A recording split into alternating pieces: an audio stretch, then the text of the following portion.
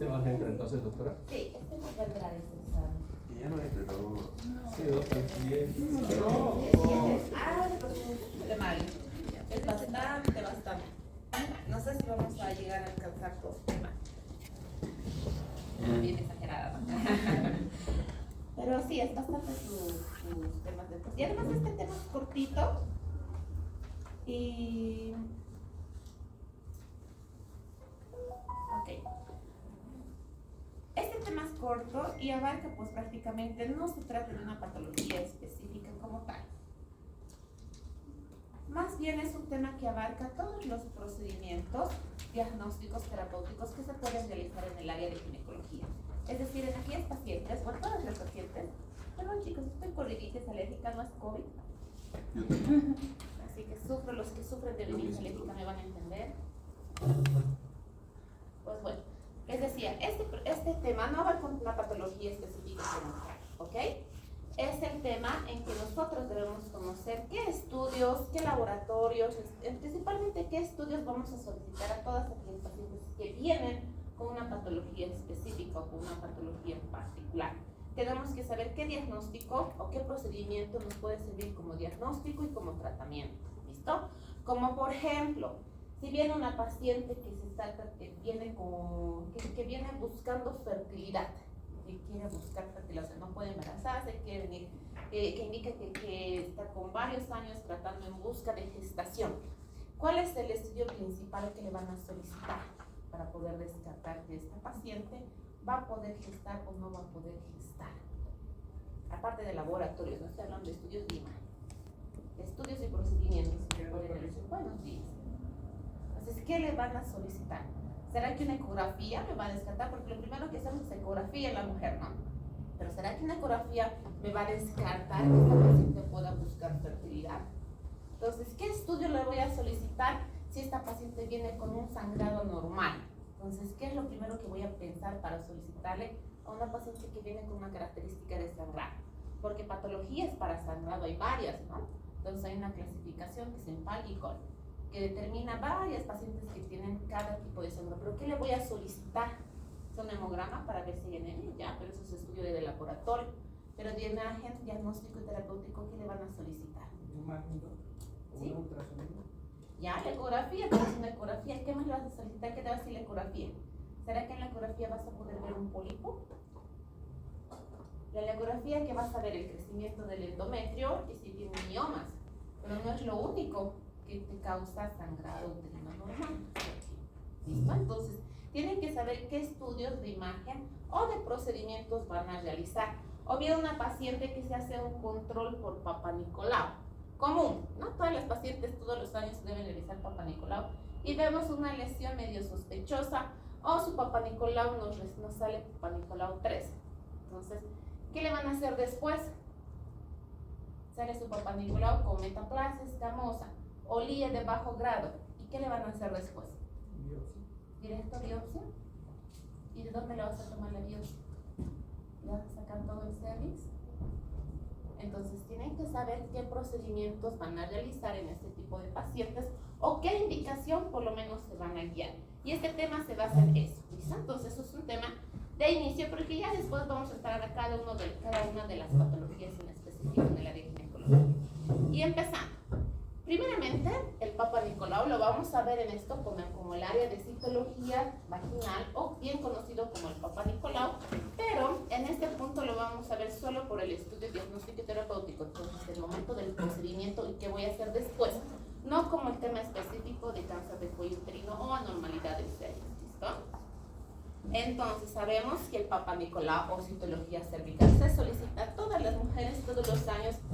Se debe realizar este estudio, ¿para qué? Para evitar o prevenir precozmente el cáncer de cuello uterino. No nos sirve para detectar infecciones. Si bien en el Papa Nicolau, después de tomar una paciente que tiene un proceso infeccioso, no sale infección, el objetivo del Papa Nicolau no es detectar infección, es detectar precozmente estas anormalidades a nivel del cervix. ¿Y cómo lo debemos tomar? Este procedimiento se va a realizar a todas las mujeres todos los años una vez que inician su etapa sexual activa. Anteriormente había la indicación que se debería realizar a las mujeres a partir de los 20-25 años.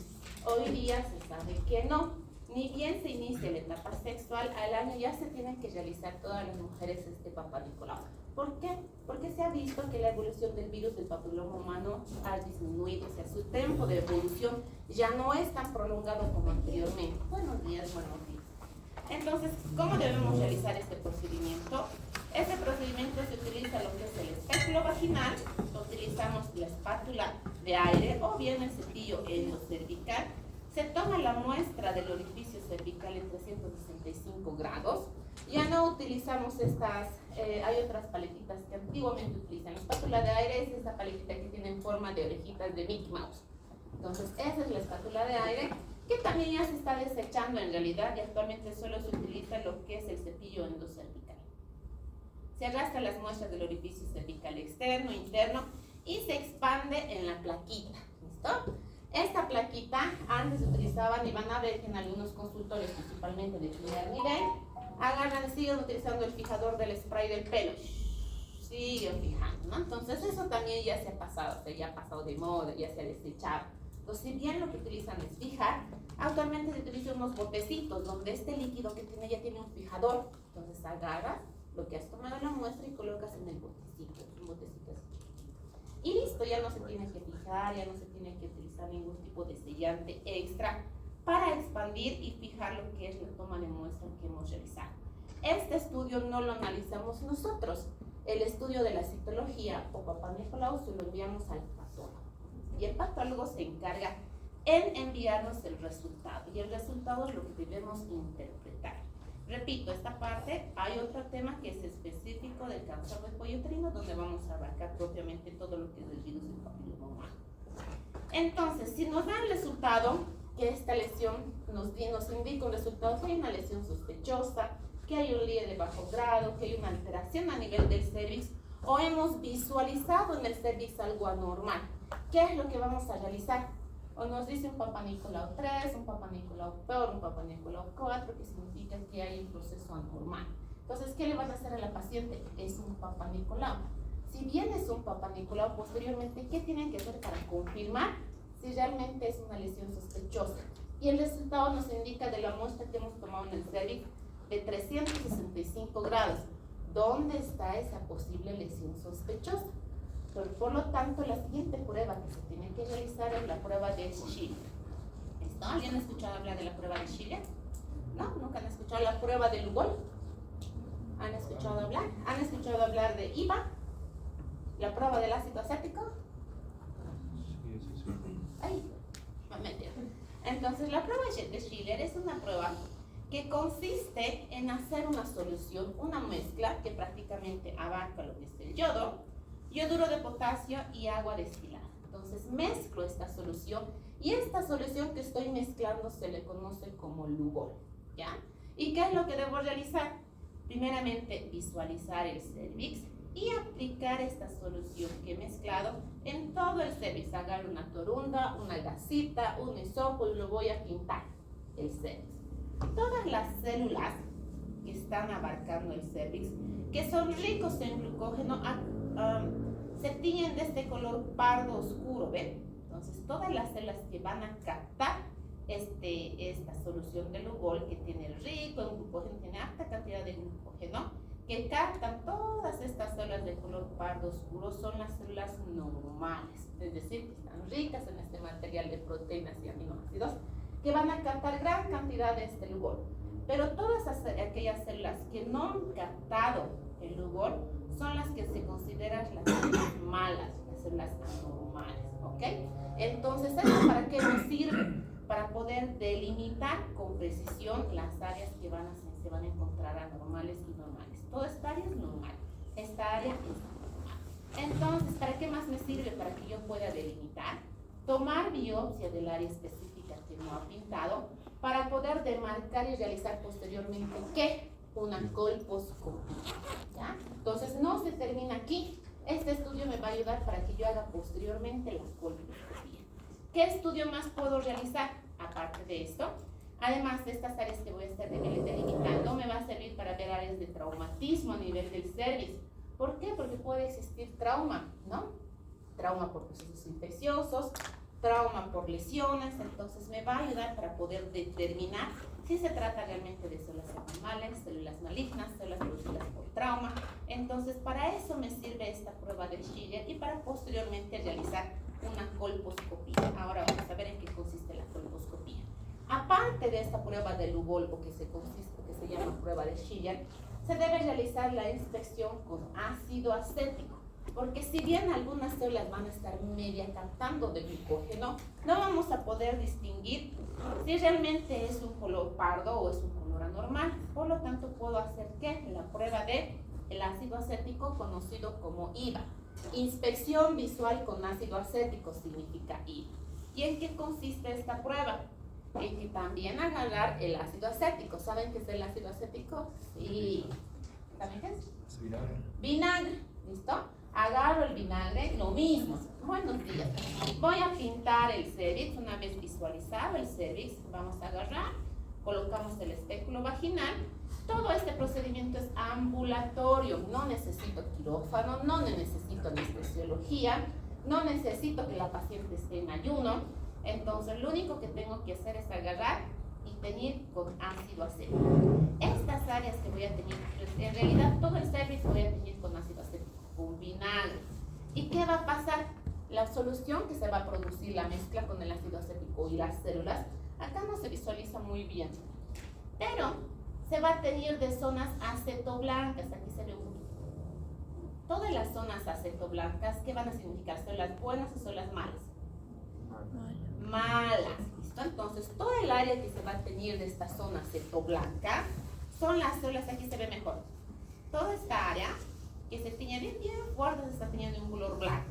Entonces, todas estas áreas son las áreas que están en vasoconstricción en realidad, que van a producir una coagulación transitoria de las proteínas y por lo tanto se va a teñir todas estas áreas de un color blanquecino, lo que significa que estas áreas también están delimitadas y significa que estas áreas son las que se encuentran la lesión, esa lesión sospechosa que nos ha indicado en el Papa Nicolau, porque el Papa Nicolau hemos tomado en 365 gramos. Por lo tanto, estas lesiones se van a encontrar específicamente en estas áreas. Esta área de acá está blanca, o sea, está limpia, mejor dicho. Y estas áreas se han tornado acetoblancas. Por lo tanto, también esto me va a servir para que yo posteriormente pueda hacer la colposcopía como tal. ¿Y qué me sirve la colposcopía? O sea, ¿para qué voy a utilizar la colposcopía? La colposcopía, como su nombre indica, es una visualización directa como si estuviéramos viendo con el microscopio, pero directamente en las células, directamente en el cervix.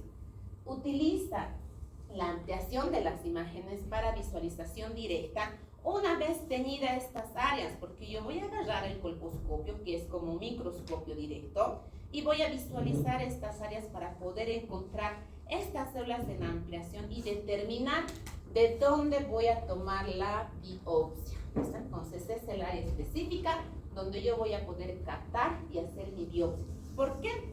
Porque si no le he hecho estas pruebas, si no he teñido, puedo que le tome la biopsia de aquí y la lesión esté aquí, ¿ok? Entonces me va a servir para que yo pueda realizar la colposcopía principalmente. Y esta toma de biopsia que voy a realizar con la colposcopía es el diagnóstico definitivo. Si esta paciente tiene una lesión sospechosa propiamente como el cáncer, tiene una lesión de bajo grado que va a evolucionar a cáncer, o pues prácticamente con la biopsia y la demarcación yo le voy a poder realizar una conización. ¿Qué significa eso? Agarrar, cortar esa pequeña partecita que estaba la lesión y se terminó el problema, ¿ya? No va a terminar esta paciente una histerectomía, no va a terminar una histerectomía total, parcial y peor. Si he empezado con una lesión sospechosa a los 18, 19 años, que hay casos, no tiene hijitos y a sus 20, 25 años busca gestación, todavía va a poder gestar, porque es como una manzanita que se está empezando a podrir. Entonces yo agarré, le saqué simplemente el área que se estaba produciendo la lesión y se terminó. Ahí terminó todo el problema. Posteriormente se hacen sus controles específicos, controles anuales de Papa Nicolau también, pero ya no existe la lesión sospechosa como tal. Entonces, en la colposcopía, ¿qué voy a realizar? También es un procedimiento ambulatorio. No necesita anestesiología, no necesita que la paciente esté en ayuno, se puede hacer en el consultorio si contamos con un colposcopio, porque todo el material lo tenemos. El Lugol, el ácido acético se cuenta. También la pinza para tomar lo que es la biopsia, se cuenta que es una pincita en forma de cocodrilo que tiene unos dientecitos, ¿ya? Entonces, posición ginecológica, se recuesta la paciente, se realiza asepsia antisepsia conocal, se tiñe las zonas que voy a realizar. Primeramente, ¿qué es lo que debo realizar si no he tomado Papa Nicolau? Primero el Papa Nicolau, ¿no? Papa Nicolau, puedo realizar las pruebas siguientes que es de Schiller o la prueba del ácido acético y tomar mi muestra específica. La muestra específica que voy a realizar o que voy a visualizar posteriormente con la colposcopía es para esto, para identificar los aspectos sospechosos a nivel del cuello uterino, para poder realizar o complementar estudios de la citología que he tenido el resultado, para poder determinar si se trata de asco, si se trata de LIE de bajo grado, de alto grado, lesión maligna específicamente, si se trata ya de un cáncer propiamente a nivel del cuello cervical.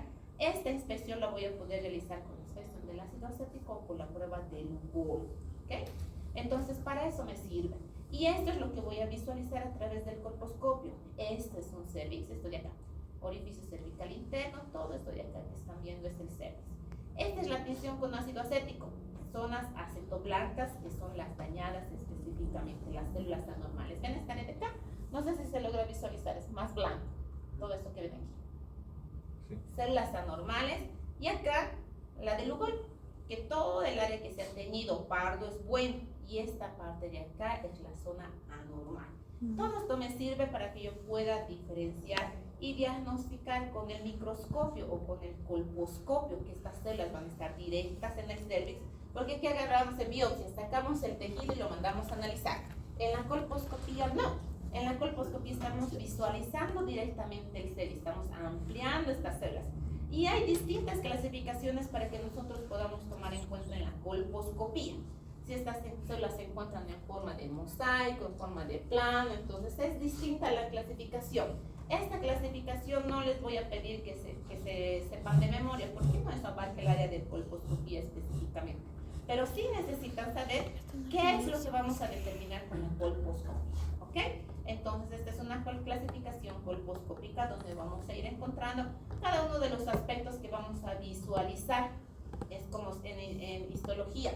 ¿Se acuerdan? Se ven las plaquitas, estas plaquitas son células buenas, son células malas, están en forma de hojas de lecho. Entonces es lo mismo que se va determinando en la colposcopia.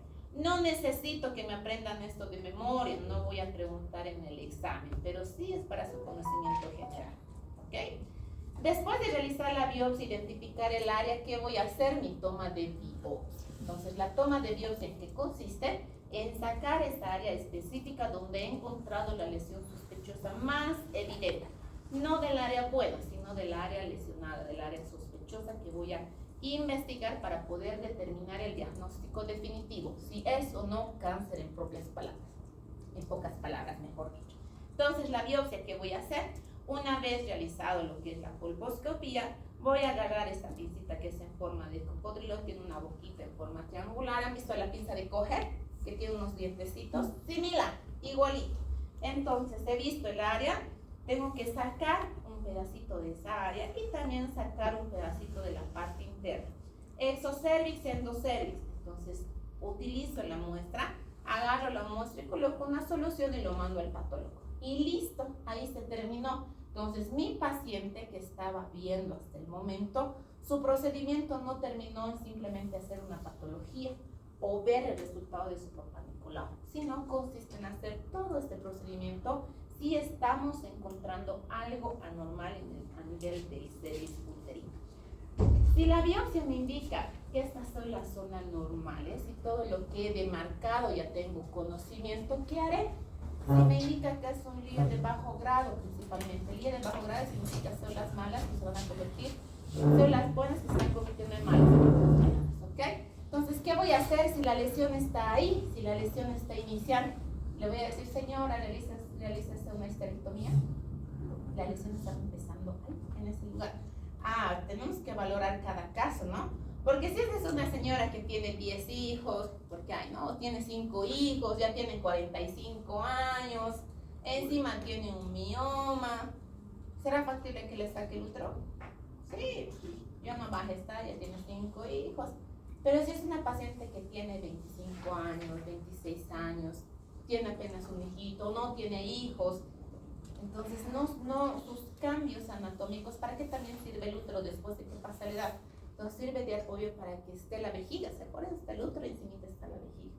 Por lo tanto, pero en realidad el procedimiento correcto no es sacar directamente el útero, es sacar el área lesionada. Y para eso, ¿qué voy a hacer? La conización. ¿Listo? Entonces tengo que realizar o extirpar esta zona donde se encontraba dañada.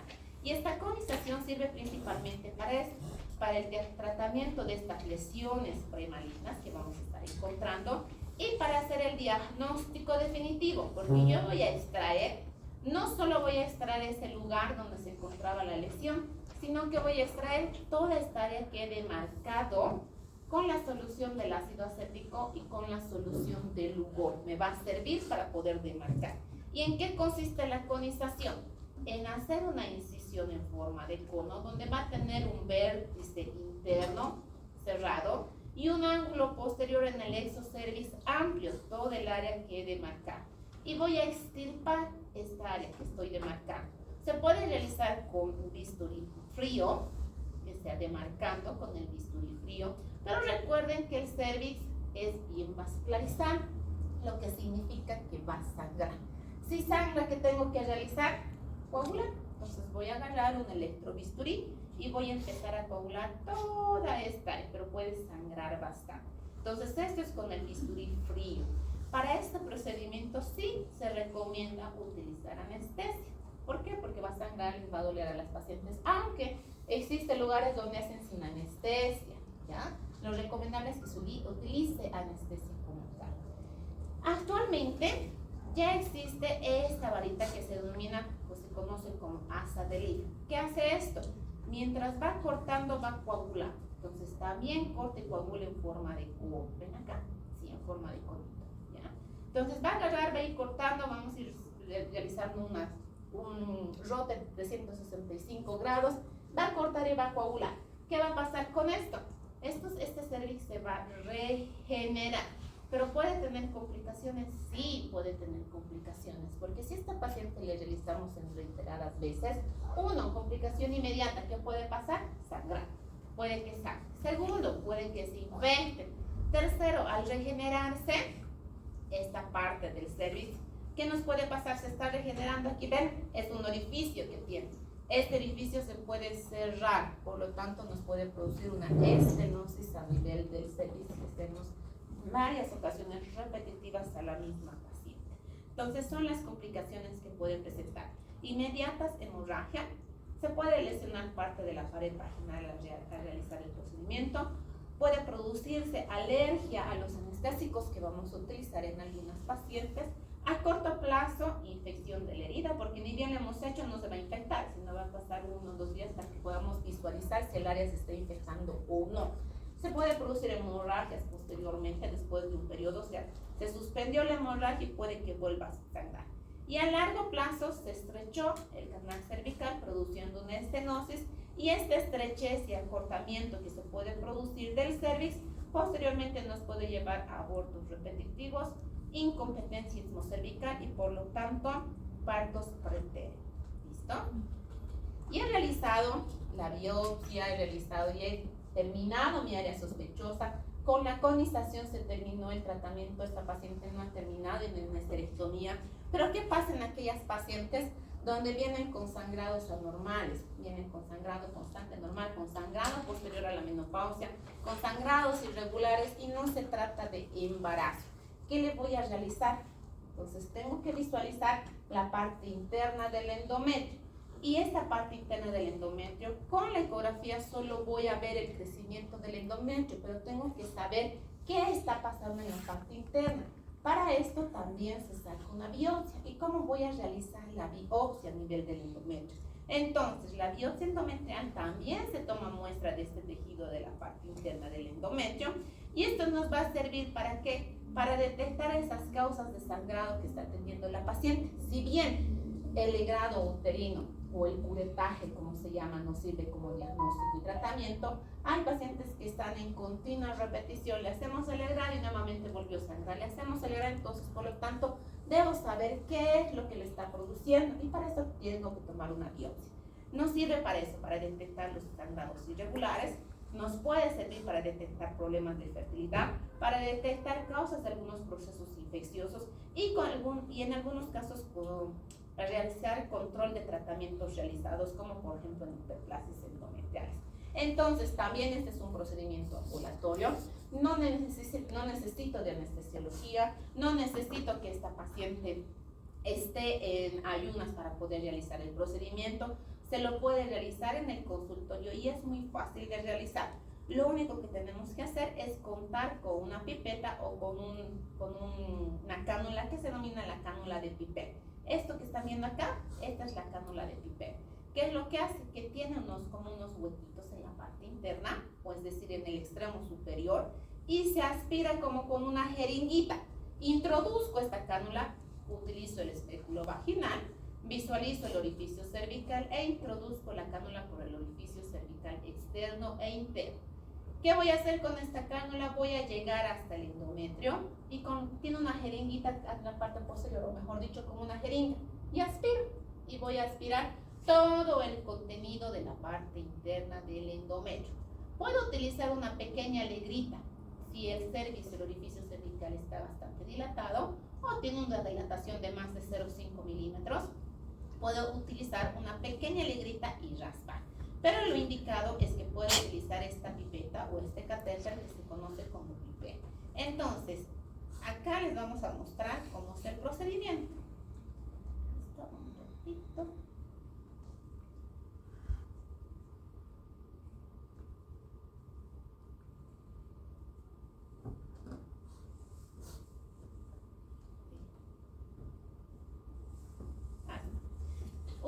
Voy a visualizar el cervix, voy a hacer el tacto vaginal para verificar si este útero se encuentra en retro o en versoflexión. Entonces coloco el espéculo vaginal, voy a introducir el espéculo vaginal para visualizar el orificio cervical. Si tengo que rectificar el útero, voy a rectificar con una pinza post, ¿ok? Para poder colocarlo en su posición. Agarro mi cánula de Pipette, introduzco por el orificio cervical, llego hasta el fondo uterino y aspiro, y esta cánula va a aspirar todo el contenido del endometrio para tomar la muestra y retiro, y se terminó mi procedimiento de la muestra de biopsia del endometrio. No tengo que hacer nada más, voy a retirar. Puedo utilizar en algunas situaciones antibióticos como prevención, pero en esto se termina la biopsia del endometrio de la parte interna del cuello, de la parte interna del útero, mejor dicho, es decir, a nivel del endometrio. Esta parte la voy a utilizar con esta pequeña cánula, ¿ya? Pero si mi paciente tiene dilatación máxima o ya ha venido con procedimientos repetitivos, la parte del endometrio que está aspirando esta cánula viene desde el fondo uterino. Pero si yo quiero abarcar toda el área del endometrio, ¿qué es lo que voy a realizar? Un curetaje. ¿Y este curetaje en qué consiste? En agarrar como una pequeña cucharita o como una pequeña, como esta de acá, como este pequeño, una escápula, legra, como esta legrita, porque la legra no tiene fondo y la curetita sí tiene como una pequeña cucharita. Entonces, ¿qué voy a realizar? Voy a introducir dilatadores para ampliar el orificio cervical y voy a introducir mi cucharita y voy a raspar todas las paredes, pared anterior, pared posterior, paredes laterales, y voy a raspar todo el contenido del endometrio, y este contenido lo voy a mandar a analizar. Si bien la dilatación y el curetaje nos sirve para qué, para procedimientos en pacientes que tienen abortos, sí les puedo realizar un curetaje, o sea, un legrado, que es lo que se conoce, pero esto está indicado en pacientes con aborto incompleto. Pero en pacientes con sangrado uterino anormal, esta paciente viene, está sangrada y tengo que raspar el cervix, el curetaje, ¿para qué me va a servir? Para hacer el diagnóstico y el tratamiento, porque al raspar todo el contenido la paciente va a dejar de sangrar y ese contenido yo lo voy a mandar a analizar para detectar el procedimiento en situaciones de infección, como por ejemplo en endometritis o pacientes que vienen con abortos infectados. Sí voy a poder raspar todo este contenido porque todo este contenido va a estar infectado, por lo tanto voy a hacer una limpieza interna y también lo voy a mandar a analizar. ¿ok? Entonces sí podemos realizar el curetaje en ciertas pacientes con sangrados anormales. En abortos se realiza el curetaje, pero tiene su indicación específica en los abortos, ¿no? No en todos los abortos voy a hacer un legrado. ¿Cuáles son estas indicaciones? Esto va en el área de obstetricia. Abortos tempranos, menores a 12 semanas, que tienen menos de 2 centímetros de dilatación, que no están infectados, se realiza meo. Y también se lo manda a estudiar. Pero abortos de más de 12 semanas, de más de 2 centímetros de dilatación o que estén infectados, realizo el legrado o curetaje. ¿Ok? Entonces, estos son los procedimientos que voy a poder realizar para poder limpiar la parte interna del endometrio, para poder tomar una muestra más amplia del endometrio y esta poderla analizar e investigar. ¿Por qué? Porque puede que tengamos no solo este sangrado sea producido no solo por el crecimiento del endometrio, sino por un pólipo del útero. Y al raspar toda esta zona, yo voy a poder raspar este pequeño pólipo que se va a encontrar, si es que son pequeños, ¿no? A veces hay pólipos de mayor tamaño que necesitan otro procedimiento. ¿Cuál es el tratamiento que voy a poder realizar en esta paciente? Estoy diagnosticando si está sangrando, estoy tratando porque va a parar el sangrado. En abortos espontáneos, en situaciones de hemorragia de la primera mitad del embarazo, donde se ha producido el aborto. ¿En qué situaciones también? En la enfermedad trofoblástica gestacional, donde no es un embarazo viable, también voy a poder legrar para poder determinar y mandar al estudio histopatológico. En pacientes que tienen restos placentarios, o si lo que se denomina aborto, mejor dicho, alumbramiento incompleto, también voy a poder raspar con una legrita para poder determinar los restos que han quedado en la cavidad uterina. Los pólipos uterinos se puede extraer con este curetaje y también se puede realizar las biopsias totales porque estoy raspando toda la cantidad del endometrio que voy a encontrar. Muy bien, ¿cuáles son los riesgos que puedo presentar? Si bien esto es un procedimiento que sí voy a necesitar en el curetaje, sí voy a necesitar anestesiólogo porque estoy metiendo toda una cucharita en la parte del útero, necesito que la paciente esté pues prácticamente con el uso de la anestesia, porque le puede doler, le puede molestar y si se empieza a mover puedo perforar el útero. Si la paciente realiza cualquier movimiento se puede perforar el útero. Y peor si esta se encuentra con infección. Si se encuentra con infección, ¿cómo creen que está? Ustedes agarren una parte de una lesión de la piel donde está infectado, ¿qué pasa con esa piel? Inflamada. Está inflamada, ¿qué más? ¿Tendrá los tejidos bien vitalizados cuando hay un proceso infeccioso? No, los tejidos están desvitalizados y lo propio en el útero. Cuando se encuentra con un proceso infeccioso, ¿qué pasa con ese útero? También se encuentran las células o todo el epitelio se encuentra inflamado, lesionado. Y cuando está inflamado y lesionado, más corres el riesgo de que puedas perforar el útero. Por lo tanto, se tiene que realizar estas pacientes con anestesia. Ella explicando al familiar que este útero está infectado y que se corre el riesgo de que se pueda lesionar de forma involuntaria por el proceso infeccioso que tiene. ¿Ok? Entonces, ¿qué más puedo producir? Estos. Si le hago legrados de forma constante, ¿qué me va a ocasionar?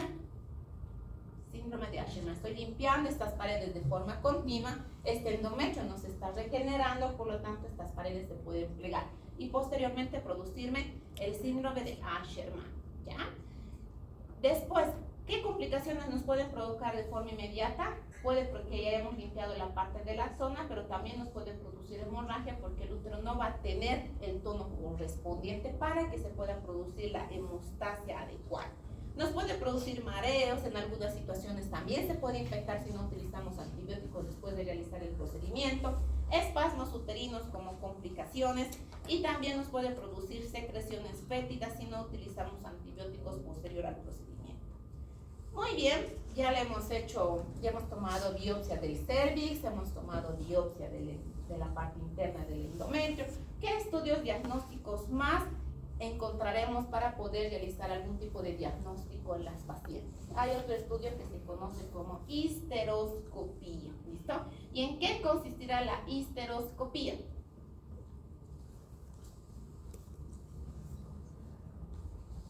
Visualización del endometrio. Sí, este me va a servir como la endoscopía. La histeroscopía es una camarita que va a ingresar a la parte interna del endometrio, porque recuerden, la toma de biopsia estoy tomando a ciegas. O sea, prácticamente estoy introduciendo y estoy raspando a ciegas, ¿no? Pero la histeroscopía es como la endoscopía, es una camarita que se va a introducir por el orificio del cervix y vamos a visualizar toda la parte interna del útero, es decir, el endometrio, hasta llegar al orificio de las trompitas, es decir, al orificio de las trompas uterinas. Mi histeroscopio no voy a poder introducir a nivel de las trompas. ¿Por qué? Porque el lumen es mucho mayor que las trompas. Entonces, ¿para qué nos va a servir? Para visualizar este endometrio en aquellos pacientes que van a tener sangrados anormales. Es un estudio de morfología para poder identificar principalmente la parte interna del endometrio, para localizar cuerpos extraños como las extracciones de virus traslocados o de virus insertados de forma normal.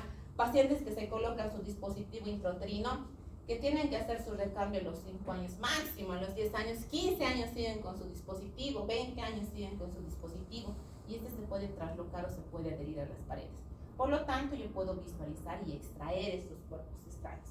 ¿Para qué? Para identificar también presencia de pólipos, aquellos pólipos pequeños que no nos vamos a poder diagnosticar con la ecografía, y esta paciente sangra, le hacemos un legrado y no hemos retirado el pólipo. Nos va a servir para poder identificar y extraer este pólipo, para poder identificar malformaciones del útero, úteros clavicados, septos, paredes intrauterinas que se van a encontrar. Nos va a servir para poder identificar, porque lo vamos a visualizar de forma directa. ¿Para qué más nos va a servir? Para poder identificar sangrados posteriores a la menopausia, para poder identificar algunas causas de abortos, principalmente para poder determinar síndrome de Asherman, para hacer el diagnóstico y el tratamiento, porque voy a visualizar y voy a poder ampliar esta área que voy a revisar. ¿Listo? Entonces, este es el histeroscopio. ¿Qué voy a hacer? Se utiliza lo que es el espéculo vaginal. Para este procedimiento también la paciente tiene que estar bajo el uso o la utilización de anestesia. ¿Por qué? Porque si no se va a utilizar anestesia, la paciente se va a mover, puedo perforar con la cánula y no me va a dejar realizar el procedimiento como tal. Se ubican cuando se hace la laparotomía o la laparoscopía, se introduce aire para poder ampliar el área y visualizar. En este es igual. En la histeroscopía puedo utilizar aire o puedo utilizar una solución salina.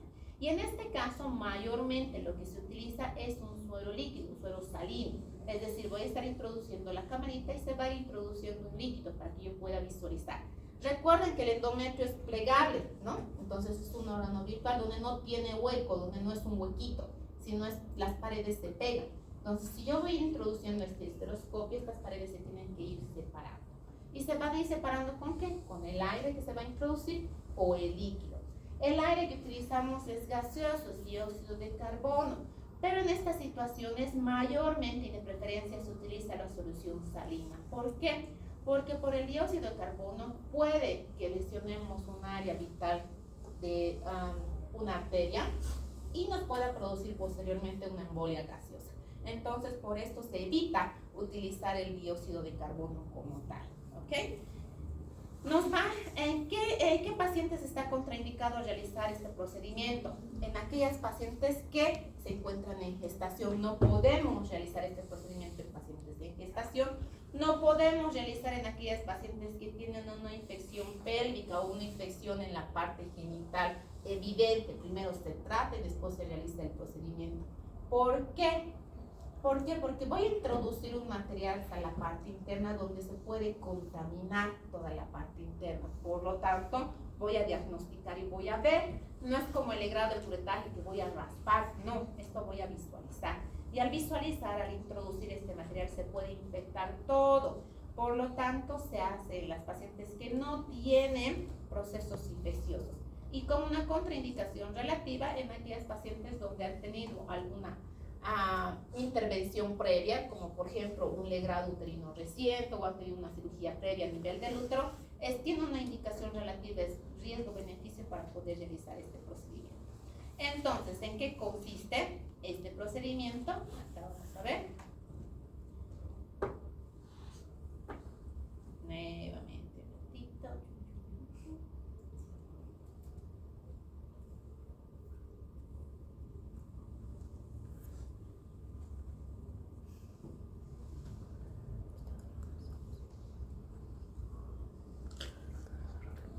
igual. Se introduce el espéculo vaginal para poder visualizar el orificio cervical. Visualizo el orificio cervical y ¿qué voy a hacer? Primero limpiamos la zona, sepsia y antisepsia. Utilizamos un poco de dilatación a nivel del cervix para poder introducir lo que es la camarita. Estos son dilatadores.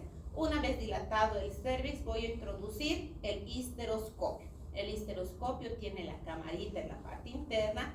Mientras se va introduciendo el histeroscopio, por el mismo histeroscopio voy introduciendo este fluido para visualizar la parte interna del útero y estas paredes no se encuentren plegadas.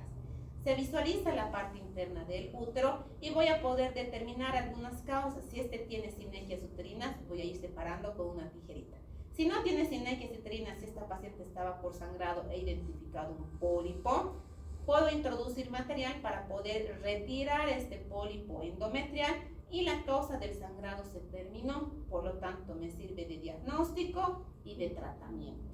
¿Listo? Procesos también ambulatorios, no necesita que la paciente esté internada para poder realizar, se puede realizar el ambulatorio, que significa entró en la mañana, media mañana ya se puede ir o máximo en la tarde ya se puede retirar la paciente. ¿Qué tengo que utilizar después? Antibióticos, porque ha invadido la parte interna y por lo tanto tengo que ayudarme con antibióticos para que no se infecte esta zona que hemos abarcado. ¿Listo? Existe otro procedimiento que ya ha sido prácticamente medio reemplazado. ¿Por qué? Porque utilizábamos más este procedimiento para poder determinar también pólipos, endometriosis, adenomiosis, pero actualmente los pólipos ya lo determinamos principalmente con la histeroscopía. Este procedimiento se llama histerosonografía. ¿Y en qué consistirá la histerosonografía? La histerosonografía consiste en aplicar líquido también a nivel del útero, introducir líquido en la parte interna del cervix, es decir, la parte interna del endometrio, pero ya no voy a visualizar. ¿Qué voy a hacer? Una ecografía. ¿Listo? Mientras voy introduciendo líquido, se va realizando la ecografía y eso se denomina como histerosonografía. Principalmente esta ecografía que voy a utilizar no es una ecografía convencional, sino es una ecografía Doppler, porque el Doppler ve flujos. Por lo tanto, me voy a ayudar con la ecografía y la introducción de líquido. ¿Para qué? Para poder determinar miomas intrauterinos, para poder determinar pólipos, para poder determinar endometriosis, adenomiosis en la pared uterina. ¿Por qué? Porque estas adhesiones que se van a encontrar a nivel del útero, del mioma, por la vascularidad que va a tener y el flujo que vamos a ir introduciendo, me va a ayudar para poder realizar el estudio con la ecografía Doppler. Masas que se pueden encontrar a nivel del útero se puede realizar con el diagnóstico de una histerosonografía, es decir, utilizo líquido y voy haciendo los cortes ecográficos. Ya no voy a visualizar de forma directa. Repito, los pólipos y los miomas mucosos principalmente ya se han reemplazado con este diagnóstico porque ya lo podemos visualizar directamente con la histeroscopía. Pero adenomiosis, endometriosis sí todavía se puede realizar el diagnóstico con la histerosonografía. ¿Ok? Muy bien. Entonces, principalmente es la histerosonografía. Voy a poder determinar estas áreas de vascularización, como por ejemplo está introduciéndose líquido. Y estas áreas de las adenomiosis las vamos a poder identificar mejor. Recuerden que la adenomiosis es un tejido endometrial que se va a encontrar en la pared del músculo. Esto no lo voy a poder visualizar de forma directa con una ecografía normal. Mediante la intervención del líquido aumenta el fluido, por lo tanto sí lo voy a poder diagnosticar a través de la histerosonografía. Ok. ¿Cuáles son las contraindicaciones de estas pacientes? No se puede realizar este estudio también en pacientes que se encuentran en gestación. Está contraindicado realizar en aquellas pacientes que sufren de una enfermedad pélvica infecciosa, contraindicado en aquellas pacientes que tienen infecciones recientes como infecciones de papilomavirus, del herpes virus, contraindicado en aquellas pacientes que tienen infecciones recientes como clamidia y gonorrea. Entonces, ante cualquier proceso infeccioso, está contraindicado que podamos realizar este estudio. Tampoco la paciente se puede realizar este estudio si se encuentra durante su periodo menstrual, es decir, si se encuentra con sangrado activo, no se puede realizar el procedimiento. ¿Listo? Ok, ya hemos visto.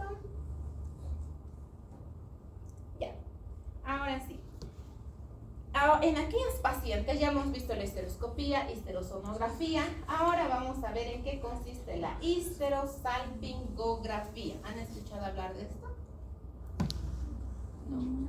¿Qué será eso? No, te voy a confundir en el examen. La histerosalpingografía es el estudio más solicitado que se puede pedir a aquellas pacientes que se trata en reproducción, es decir, ya procedimientos o estudios que se realizan a aquellas pacientes en busca de fertilidad. ¿Okay? ¿Por qué? Porque este estudio me va a poder determinar la permeabilidad de las trompas uterinas. ¿Cuál es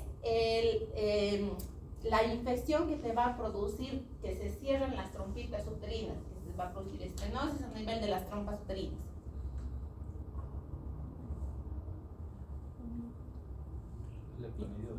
Eso, la clamidia. Se van a placer. La clamidia. Si la paciente sufre de infección por clamidia, principalmente infección antigua, ¿qué va a producir? Cicatrización a nivel de las trompas uterinas, y estas trompas uterinas se van a cerrar. Al cerrarse estas trompitas uterinas, no se va a producir el pase, esta trompa se va a cerrar, no se va a producir el pase como tal de que, aquí están, las trompitas cerraditas, el pase del óvulo y ese encuentro del espermatozoide, por lo tanto esta paciente no va a poder gestar, todo producido ¿por qué? Por una infección de clamidia no diagnosticada y no tratada. Recuerden que la clamidia al principio va a producir un poco de un moco abundante, pero después no va a producir ninguna sintomatología más y va a desaparecer. Ocasionalmente, 3 años, 4 años, 5 años después pueden hacerse un estudio de clamidia y de repente salió clamidia IgG positiva. ¿Qué significa? Que se ha contagiado de clamidia en algún momento y nunca realizó tratamiento. Y esta paciente desea gestar y no se puede embarazar. Las trompas uterinas no se visualizan en la ecografía, no hay forma de que lo podamos ver, a menos que esta paciente tenga una enfermedad inflamatoria pélvica, estas trompas estén dilatadas con salpingitis, sí las vamos a poder visualizar en la ecografía. Pero normalmente no se va a poder visualizar a través de la ecografía las trompas uterinas. Y esta histerosalpingografía es lo que se conoce principalmente como la prueba de Cote. ¿Alguna vez han escuchado hablar de la prueba de Cote? ¿Tampoco?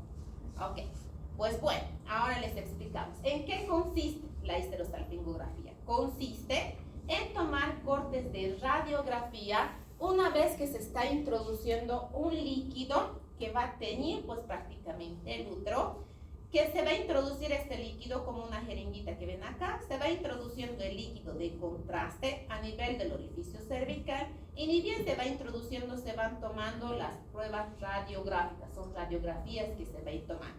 Este líquido va a ir tiñendo. ¿Por dónde sale el líquido? Tendría que salir por las trompas uterinas si estas se encuentran permeables.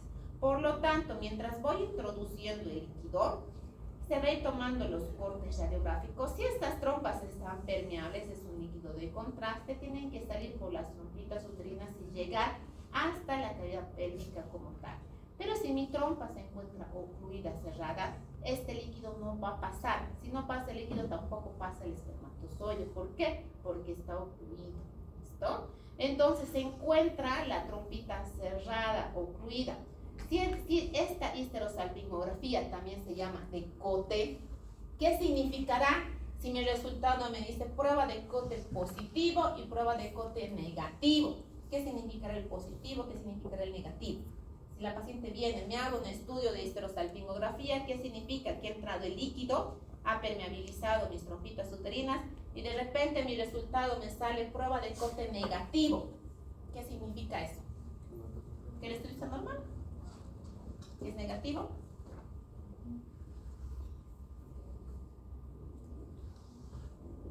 O mi estudio me sale prueba de Cote positivo.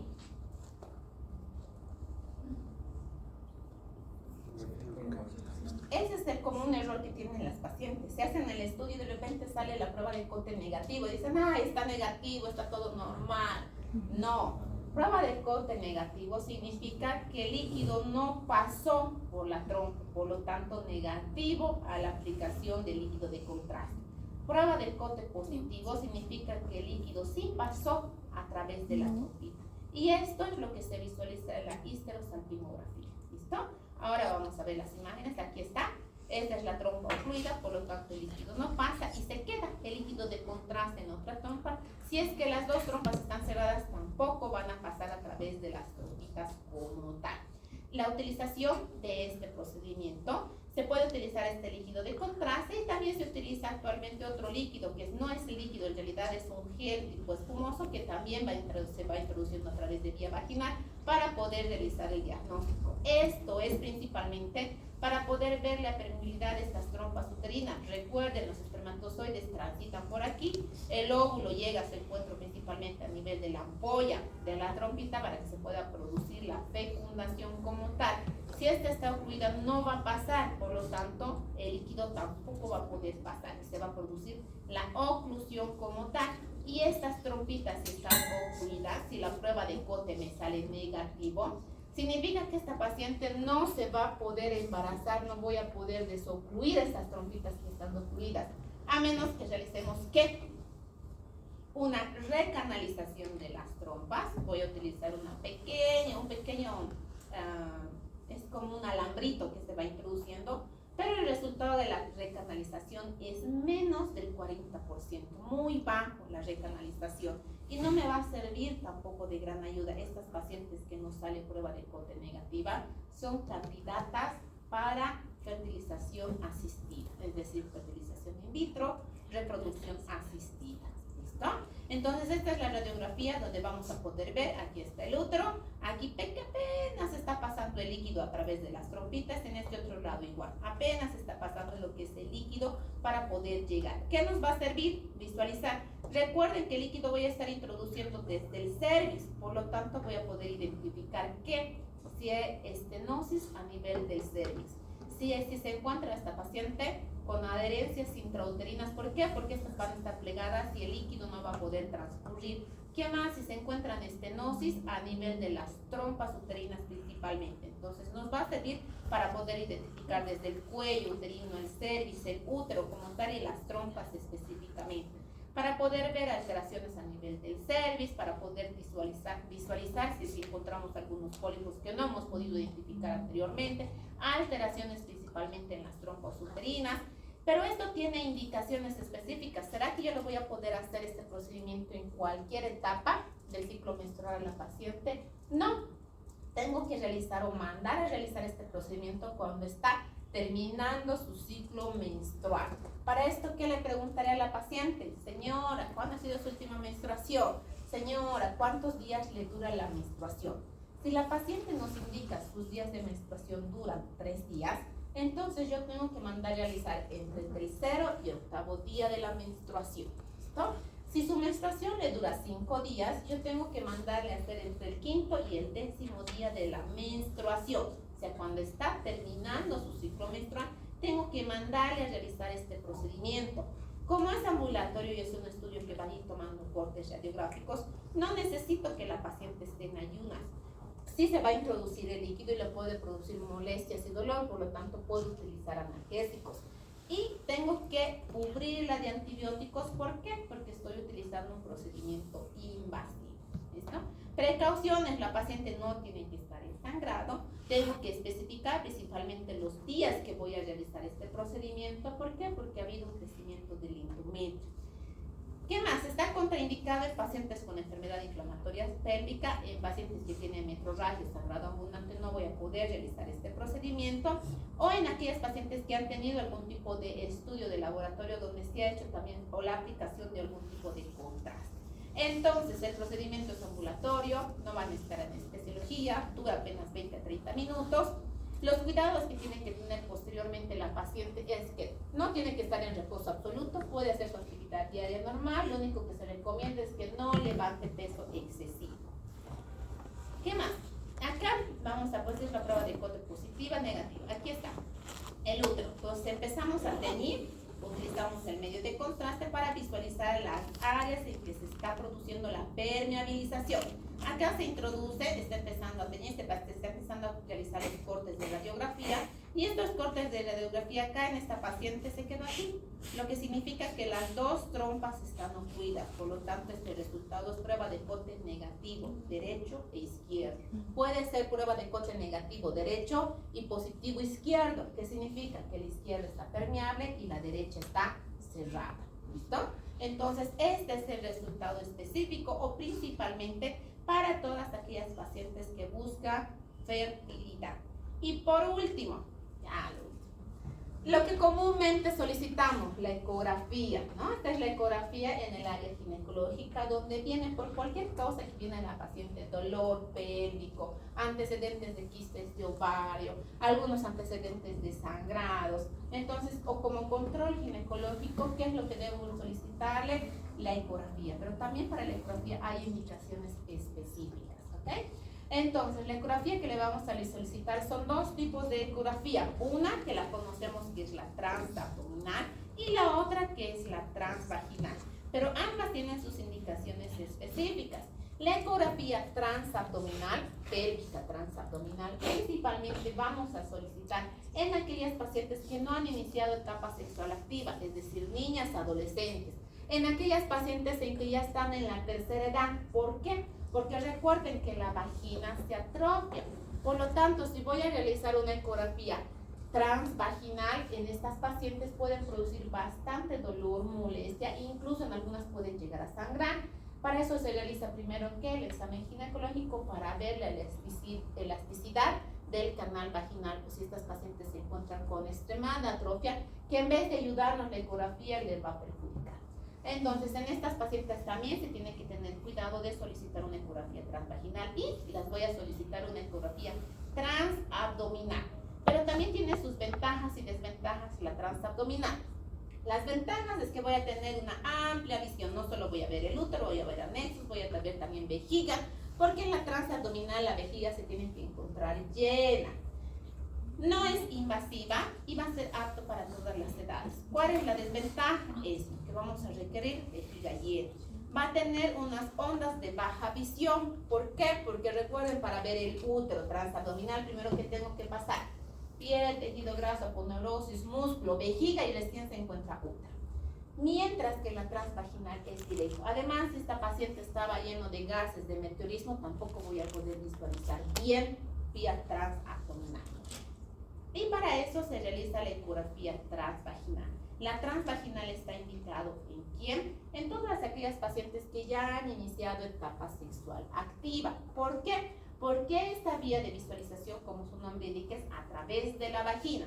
Y la visualización es directa, de útero a anexos.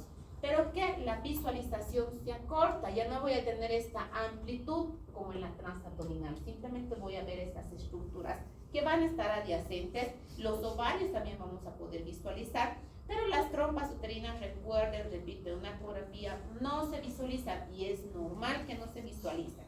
¿Cuáles son las ventajas? Mejor resolución de las ondas, permite diagnósticos más precisos, permite diagnosticar embarazos por vía transvaginal hasta 1 o 2 semanas antes en la transabdominal, mejor visualización de las estructuras anatómicas del útero y los anexos. Las desventajas, no necesitamos vejiga llena, tiene que estar con la vejiga vacía, mejor dicho, puede producir molestias, no está adecuado para todas las edades, lo que significa que si no he iniciado una etapa sexual no le voy a poder realizar la ecografía transvaginal, o en pacientes que tienen atresias a nivel, o mejor dicho, atrofia a nivel vaginal. Y no abarca toda la extensión de la pelvis, simplemente se delimita en esta área. ¿Qué estructuras vamos a evaluar? El útero, para visualizar la forma, posición, tamaño, el miometrio, el endometrio, el cervix, vagina, trompas, ovarios. Las trompas no se ven, he repetido no sé cuántas veces. Puedo que en el examen ahora se visualiza las trompas, sí. No, por la ecografía no voy a visualizar las trompas, ¿ok? Entonces, en el útero, ¿qué voy a ver? Las paredes uterinas, el tamaño.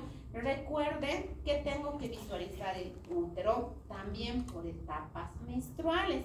No es lo mismo sacar un útero de una paciente, una ecografía de una paciente que ha tenido hijos, el tamaño uterino varía, de una paciente que no ha tenido hijitos. O sea, la paridad va a hacer que cambie el tamaño del útero, la estructura y el espesor del útero. también el ciclo menstrual interviene. Acá tengo 12. ¿Cuál de estas ecografías está mal y cuál de estas ecografías, o mejor dicho, cuál de estas ecografías la ven con patología y cuál de estas ecografías la ven normal o las dos son normales? Lo primero. Esta es una ecografía, acá vemos un útero de bordes regulares normales. Esta parte interna que están viendo aquí, esta línea blanquita, ese es el endometrio. Acá tengo otro útero, igual de paredes regulares, y esto que están viendo aquí también es el endometrio. ¿Cuál de los dos es normal? ¿Cuál de los dos es anormal? Los dos son normales, los dos son anormales.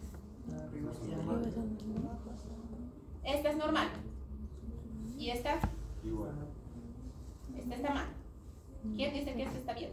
Está bien. ¿Y esta? Igual. Esta está mal. Creo.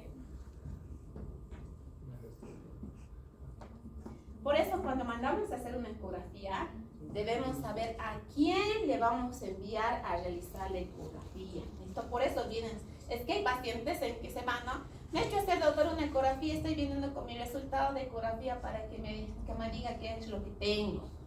O se va a hacer una ecografía marca patito y de repente viene con su resultado, nos trae este estudio y el resultado nos dice hiperplasia endometrial, o sea, el útero está crecido.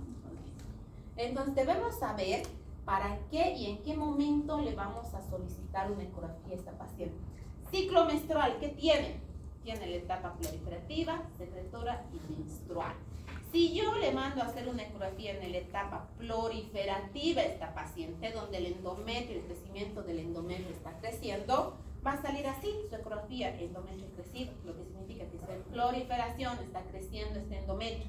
Y si le mando a hacer un estudio ecográfico marca patito, me va a sacar eso, ecografía con hiperplasia endometrial.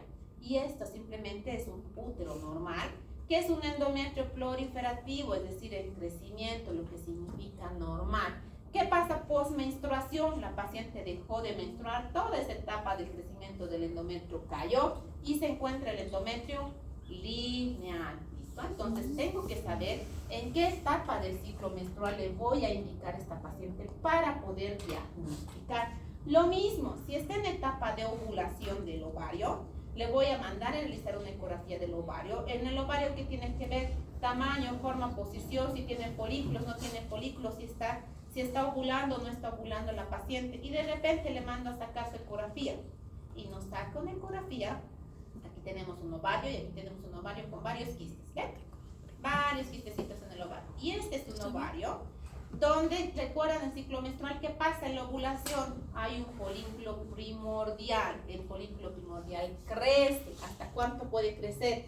Hasta 2 centímetros puede llegar. Y le mando a hacer la ecografía en etapa de ovulación a la paciente y el resultado me sale quiste de ovario derecho. Enorme quiste, urgente operar, incluso no está ubicado, no puede mandarse un resultado ecográfico. Y simplemente se trata de un folículo primordial. ¿Listo? Entonces debo saber, por eso es que vienen las pacientes y les preguntamos, señora, ¿cuándo ha sido tu última menstruación? ¿Tus ciclos son regulares y irregulares? ¿Cuántos días te dura la menstruación? Para poder determinar la etapa exacta que les voy a solicitar. Y no nos traigan el resultado como quiste de ovario y realmente se trata de un folículo primordial.